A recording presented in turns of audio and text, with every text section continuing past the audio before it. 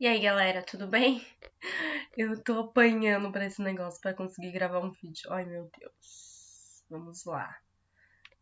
Vocês nem sabem. Eu tava aqui, né? Daí gravei a aula. E adivinha? Não estava gravando. Então foi um ensaio. Estou muito bem ensaiada, amores. Tá tudo ótimo. Ó, vamos lá. Hoje eu tô gravando esse vídeo porque eu tô meio doente. Tô bem gripada, na realidade. E à noite eu tô acostumando ficar bem pior.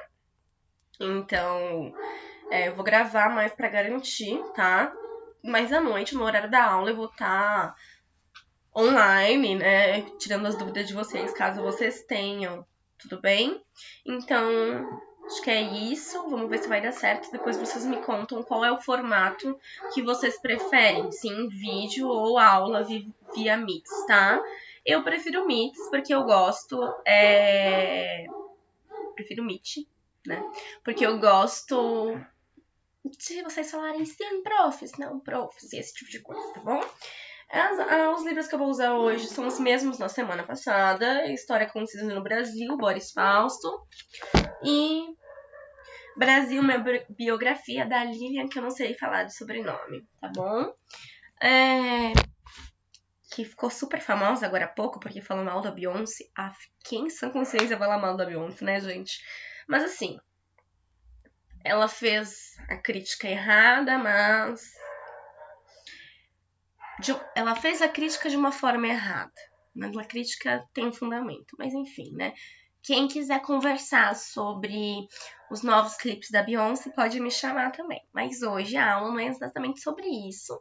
A aula sobre formação econômica do Brasil, a cana-de-açúcar, ok? Então, a maioria aí dos livros de histórias vão tratar como a sociedade açucareira ou a sociedade do açúcar, ok? Eu coloquei aqui formação econômica do Brasil, mas no sentido de localizar vocês para o que nós estaríamos conversando hoje, mas a aula sim seria sobre a sociedade do açúcar, tá? Até porque nós sabemos que o modo de produção molda a nossa forma de vida, né? Ele dita a nossa forma de vida. Ou é a nossa forma de vida que dita o modo de produção? Acho que não, né? Então é o modo de produção que vai dizer como nós vamos nos organizar, né? Na sociedade, como a nossa economia ela vai ser tocada, administrada, gerida, tá? Então nós vamos falar de uma sociedade do açúcar, tá? Não só uma sociedade baseada economicamente no açúcar, mas baseada também nos moldes sociais que o plantio do açúcar exigia, tá? Então nós começamos com um questionamento: por que plantar açúcar, tá? Nós vimos nas duas últimas aulas, não, nas duas não, na última aula, formas administrativas da colônia, tá? Governos gerais e capitanias hereditárias. E nós vimos que só duas capitanias hereditárias elas prosperaram. Quais eram elas? São Vicente e Pernambuco? São Vicente e Pernambuco. E por que elas vão prosperar? Lógico que elas tinham uma posição geográfica favorável, elas tiveram um investimento econômico maior, mas também elas investiram na coisa certa, que era na cana-de-açúcar. E por que a cana-de-açúcar era a coisa certa nesse momento? A cana-de-açúcar, meus amores, bombava na Europa. A cana-de-açúcar era o sal do Himalaia atual. Mentira, era muito mais chique do que o sal do Himalaia. Né? O sal do Himalaia qualquer um consegue consumir, mas digamos assim, é a moda do momento, né? Naquela época, a moda do momento era o açúcar, tá? Como outras coisas vão ser moda, como por exemplo, o iPhone é moda, tudo é moda, né, gente? E nós, como humanos que somos guiados por tendências da moda, não é mesmo? Talvez o professor de sociologia ou psicólogos, né, conseguiriam explicar um pouco melhor isso, mas, né, tem a ver com a questão da aceitação, né, e também, sei lá, né, gente, entrei aí num mundo que eu não deveria entrar. Perguntem para os psicólogos de vocês que eles devem conseguir explanar um pouco mais isso, mas eu sei que as modas pegam nas nossas vidas, né? E pegam tanto, né? Que elas acabam dizendo um pouco da gente. Então, a roupa que eu uso diz um pouco de mim, né? O celular que eu uso diz um pouco de mim. E nesse momento, o açúcar dizia muito sobre as pessoas. Então, quem consumia açúcar tinha uma classe social muito bem definida. Duas, né? No caso, que era a nobreza. E a nobreza, no caso, vamos pensar assim, pessoas da burguesia, né, que já era nascente aí de Portugal, e a realeza, pessoas realmente da família real ou vinculadas com a família real. Então, o açúcar ele era moda na Europa, tá? As pessoas deixavam, para vocês terem uma noção, o açúcar de herança para os filhos. Então era algo bem assim, hypado na Europa naquele momento, tá bom? Então, aí nós tínhamos um primeiro fator, que era o que? A aceitação do mercado externo. Tá? E aqui, parafraseando a Lilia, né? Ela diz o que pra gente? Que as necessidades, elas podem ser criadas e o consumismo está muitas vezes sujeito a paixões da moda, que foi o que a prof tentou dizer ali antes, falando muito mais e não sendo tão explícito quanto a Lilia está sendo aí nessa frase. Então, o consumo está ligado a paixões da moda. Então é isso, o açúcar estava na moda, né? E era um alimento que lembrava o excesso. O excesso do doce, do sabor, das calorias, de alegria.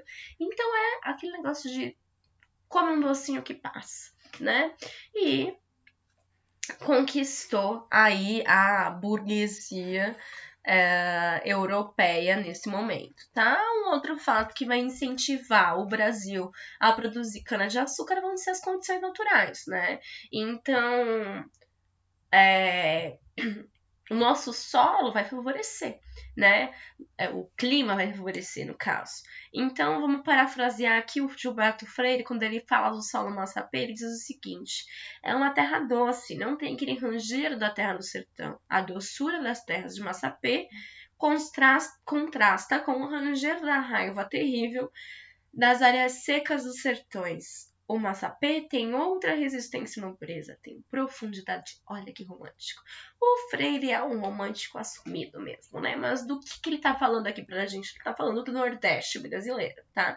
Que vai ser o carro-chefe da produção da cana-de-açúcar nesse momento no Brasil. Tá? E aí, como que a gente percebe da onde ele tá falando, quando ele fala do sertão, né? Quando ele fala da terra seca. Então, ele está relacionando a profundidade, a nobreza do solo de Massapê e a terra seca do sertão, que também é encontrado no Nordeste brasileiro, tá? Então, aceitação externa, condições climáticas, né?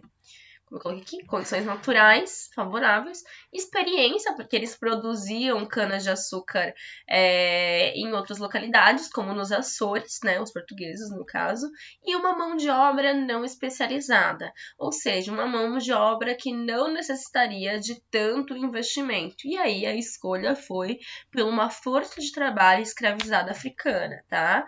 Então, aqui a gente tem um momento de potencialidade, né, de intensificação da vinda. Não de intensificação, né, já começa tudo vapor, mas o início, vamos colocar assim, o início, né, da vinda dos escravizados em grande número para o Brasil, tá? Essa obra aqui é o Navio Negreiro do Rugendas de 1830, tentava trazer um pouco do que era a realidade dos navios negreiros desse momento, de 1830. Então, percebam que esse momento, o autor está falando de um momento da história onde já se criticava a escravização dos africanos. Imagina agora no momento que nós estamos em 1550, 1560, então o negócio era bem mais tenso, né? E aí, então, por que a escolha do cultivo de cana? A aceitação de mercado externo, condições naturais favoráveis, experiência e mão de obra não especializada. E onde entra a Holanda nessa história? História com acento, né? Bom, geralmente quando a gente fala de cana-de-açúcar, nós falamos da Europa também, né? Nós falamos da Europa, ó que louco, nós falamos da Holanda. E aonde a Holanda entra? Nós vimos, né, nas últimas aulas, que um dos motivos de Portugal ter começado a entrar no território brasileiro com um pouco mais de intensidade foi reflexo da crise econômica que eles viviam, né? Consequentemente, quando se distribuiu as capitanias hereditárias, era uma forma de terceirizar a colonização e o povoamento do Brasil. O que a gente consegue entender com isso? Que Portugal estava falido, não tinha grana, né? Tava quebrado, não tinha dinheiro para um corote, né? E aí ele vai fazer o quê? Vai pedir dinheiro emprestado para a Holanda. Então a Holanda é a financiadora, ela é a credora dessa história toda. Então vai ser a Holanda que vai financiar a implantação de vários engenhos aqui no Brasil. Então você via vários navios de escravizados chegando, né? Vários navios com matéria-prima chegando e com uma bandeirinha de Portugal, mas na realidade o dinheiro do investimento era holandês, ok? E aqui é muito bom essa história, né? Porque a Holanda, aqui é fofoca, né? Não vai cair no vestibular isso, mas quem tinha dinheiro na Holanda eram os banqueiros. Banqueiros que, nesse momento, eram judeus, né? E esses judeus, meus amores, os ancestrais deles haviam sido expulsos de Portugal. A vida cobra, parceiro. A vida cobrou e Portugal tava lá pedindo dinheiro para eles. E galera, só para vocês se localizarem mais um pouquinho na história, a Holanda é colônia também. Ela era colônia da Espanha, mas era uma colônia diferenciada. A Espanha não tinha muito controle sobre ela, ela era um pouquinho independente, tá? E aí então vão ser os banqueiros holandeses que tinham ancestrais portugueses que vão emprestar o dinheiro para Portugal e emplacar num açúcar europeu, assim, conseguir se jogar dentro do mercado europeu do açúcar, ok? E aí, quando nós falamos do açúcar, é muito comum que venham questões relacionadas à estrutura econômica social, né? Então, uma coisa mais teórica de como que a sociedade se comportava no momento, ou quais eram as suas relações majoritárias, né? E também perguntas relacionadas à sua unidade de produção. Desculpa. Da unidade de produção, tá? Então, quando a gente fala da estrutura econômica, nós estamos falando de algo mais teórico. E aí, vamos falar o quê? Da monocultura.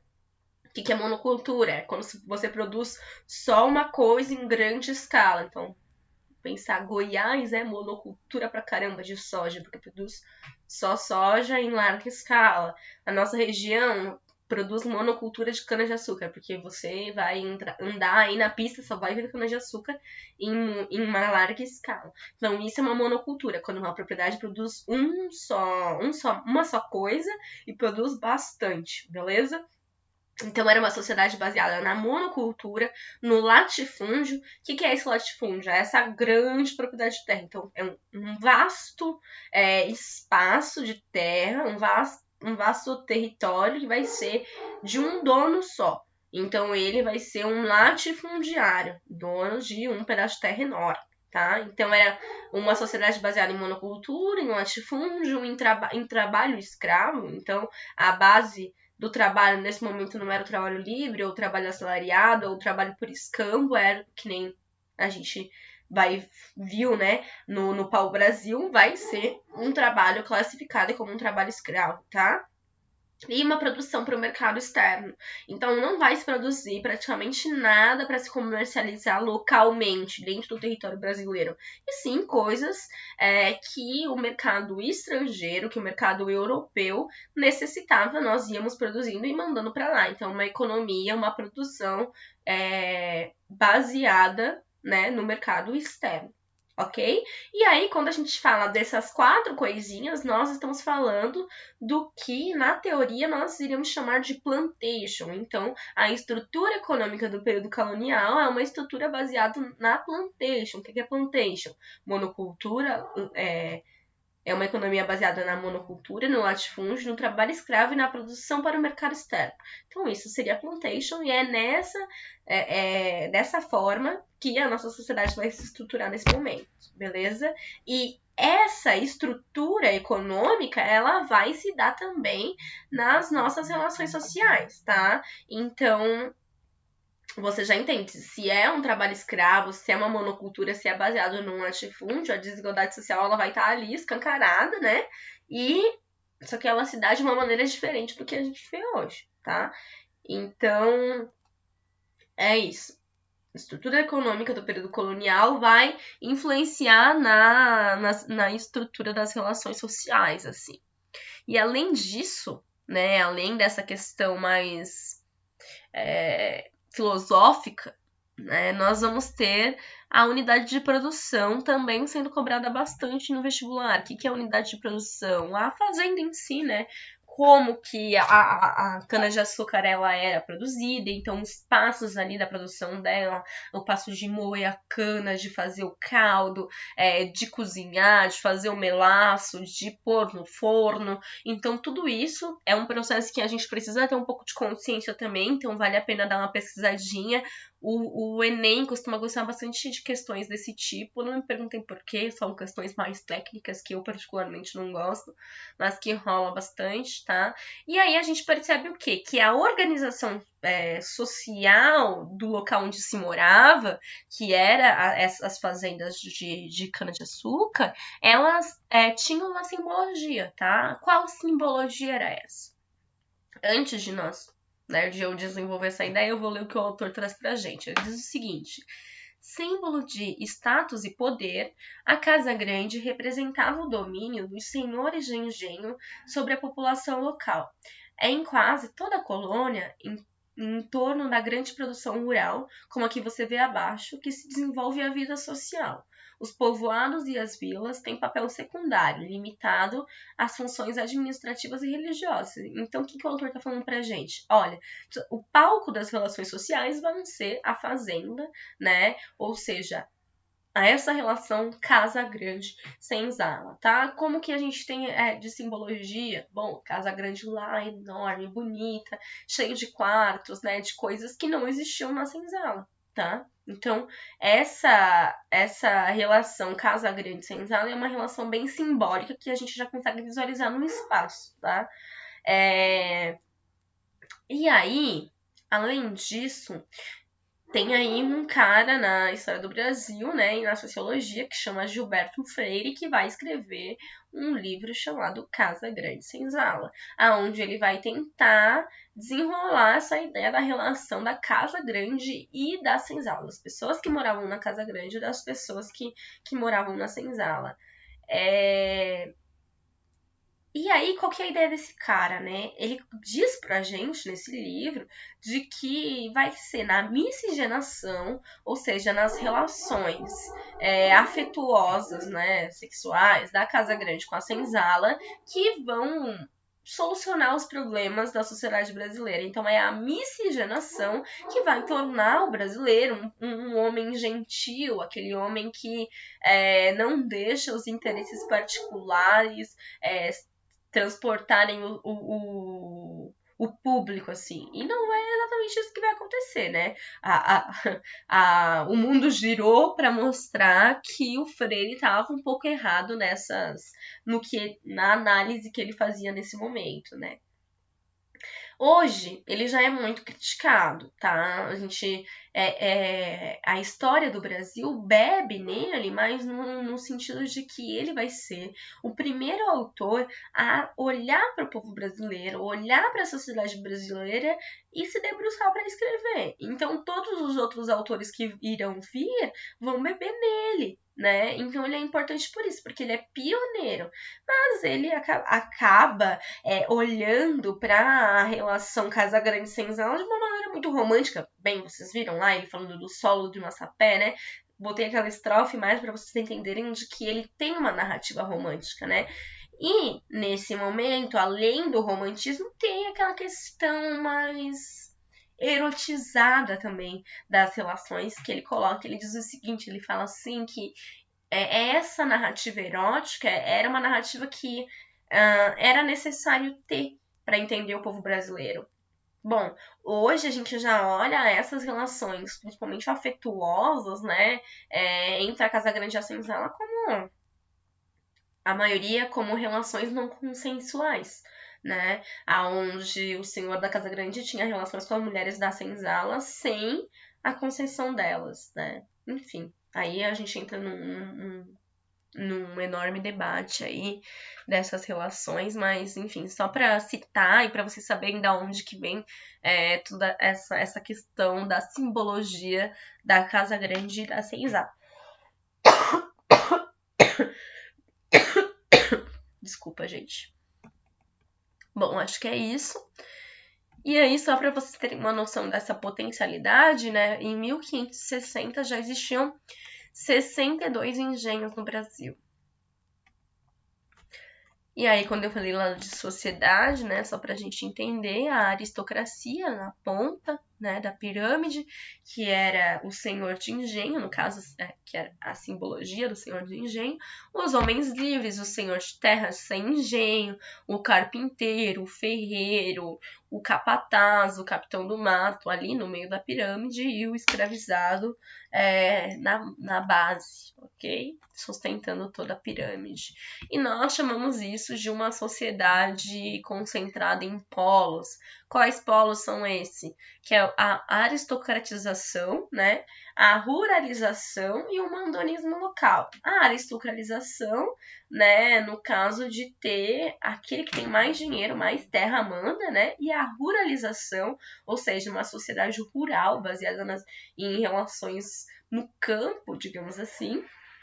E o mandonismo local. O que é esse mandonismo local? Talvez mais tarde a gente vai estudar eles como coronelismo, né? Então é aquele coronel que manda em tudo, que é padrinho de todo mundo, que empresta dinheiro, ele é a lei. Né? A gente vê isso bastante em novela de época, tipo Sim a Moça, Terra Nossa. Tentou sempre ali aquele cara que manda localmente, o coronel, a figura do coronel, a figura do poder do Estado é colocada nele, né? Então, isso seria o mandonismo local, tá? Bom, além disso, nós vamos ter atividades complementares. Então, até agora, falamos de cana-de-açúcar e tal, e de como a sociedade se organizava naquele momento. Mas existia também um comércio interno, tá? Então, muitas vezes a gente acaba caindo num erro aí que é pensar que quando se fala economia exportadora, né, nós estamos falando que o Brasil só produzia para mandar coisas para fora e não para o comércio interno. Não, o comércio interno, ele não era inexistente, ele existia, só que a cana-de-açúcar não estava presente nele, o que estava presente nele eram outros elementos. Outros produtos, quais eram eles? A pecuária, né, o gado, o tabaco, lá na região da Baía de Alagoas, e o algodão na região do Maranhão. Então, nós tínhamos essas três coisas, e mais tarde o fumo também, as drogas do sertão, tudo isso vão ser coisas que vão potencializar um mercado que é um mercado interno, ou seja, a troca, o escambo aqui dentro do próprio território brasileiro, tá? Então, não cometam o erro de pensar que, ó, como é economia externa, significa que o Brasil não tinha produção para comércio interno. Ele até tinha, só que não era em grande proporção. Aí, quando a gente fala do algodão, geralmente ele era produzido para fazer vestimenta para os trabalhadores mais simples, né? Ou até mesmo para os escravizados. O tabaco, ele era tido bastante como moeda de troca, tá? Ele era bastante utilizado. O tabaco é cachaça, né, gente? A pecuária, que aí também era uma questão mais para produção interna, era utilizado tanto para gado de corte quanto para transporte, tá? E aí, só para mostrar um mapinha aqui para vocês, esse mapinha ele fala um pouco de outras coisas, né? Mas eu trouxe ele mesmo meio para vocês darem uma olhada. Ó, a produção de cana de açúcar ela tá concentrada aqui no litoral, né?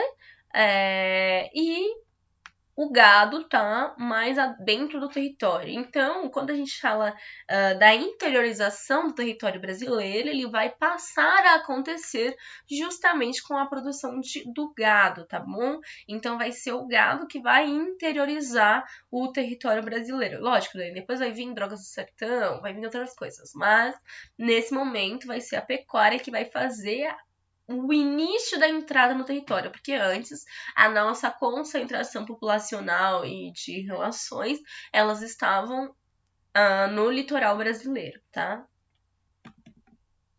Firmeza, galera? Acho que é isso. E aí, qualquer coisa que vocês tiverem dúvida, a aula ficou um pouco mais curta do que as nossas geralmente são, né? Porque senão fica muito cansativo. E aí, eu tô aqui disponível para vocês tirarem dúvidas, tá? E aí, para finalizar o exercício, que é um exercício simples, né? Só para a gente entender um pouco o que foi a cana-de-açúcar para o desenvolvimento do território nacional, tá? A questão ela diz o seguinte: a produção do açúcar no Brasil colonial possibilitou o povoamento e a ocupação de todo o território nacional, enriquecendo grande parte da população. Não, ela é bem concentrada, né? Região nordeste brasileira e um pedacinho do sudeste, que no caso é São Vicente região, tá? E não vai enriquecer grande parte da população, vai enriquecer uma camada bem específica, que são os senhores de engenho e o Estado português. Praticada por grandes, médios e pequenos lavradores, permitiu a formação de uma sólida classe média rural. Não, né? Grandes propriedades, latifúndios, monoculturas, tá? C. Consolidou no Nordeste uma economia baseada no latifúndio, monocultor e escravocrata, que atendia aos interesses do sistema colonial português. Essa, né? Tá? Então, no Nordeste, a maior produção baseada no latifúndio, na monocultura e no escravismo, tá? E baseado numa economia exportadora. A D, desde o início, garantiu o enriquecimento da região sul. Não, né? Ou Sudeste ou Nordeste. E, não exigindo muitos braços, desencorajou a importação de escravos. Bom, na realidade não desencorajou, né? Fomentou a importação de escravizados. Ok? É isso, galera. Eu espero que tenha rolado bem assim. Qualquer coisa me chamem. Eu não vou editar, então vocês vão ver minhas tossidas, o cachorro latindo, porque como foi uma aula na última hora que eu decidi filmar, então vocês não vão ver meus dotes como editora de vídeos. Mentira, eu nem sei fazer. Mas eu tô aqui, ó, tentando. Eu espero que tenha ficado da hora. Depois vocês me contam como vocês preferem, se assim ou via Meet, tá? E aí a gente vai conversando aí no decorrer da semana, tá bom? Beijos e até a próxima.